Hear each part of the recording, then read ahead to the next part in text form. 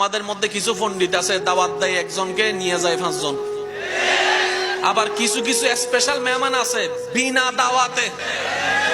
আবার এখানে একটা বন্ধু সার্কেল আছে, এক এক বন্ধু এক এক জায়গায় থাকে, হোয়াটসঅ্যাপে তাদের যোগাযোগ হয়, কোন এলাকায় কার বিয়া, কোন এলাকায় কার জিয়াফত, কোন এলাকায় খাবার চলে, সব আপডেট এতে ভাইলে ইতারে দেয়, এতে ভাইলে ইতারে দেয়।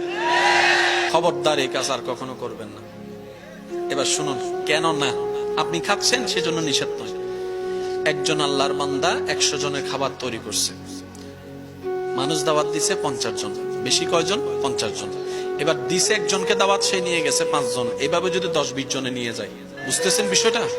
বললে তো আর রান্না হয়ে যায় না। এবার আপনাদেরকে খাওয়াইতে খাওয়াইতে মেইন মেহমান 5 জন বাদ পড়ে গেছে, এবার তাদের সামনে সে লজ্জিত হয়ে গেছে। ওই আপনার আমার সে আনন্দটার কারণে আরেকজন ভাই বেজ্জত।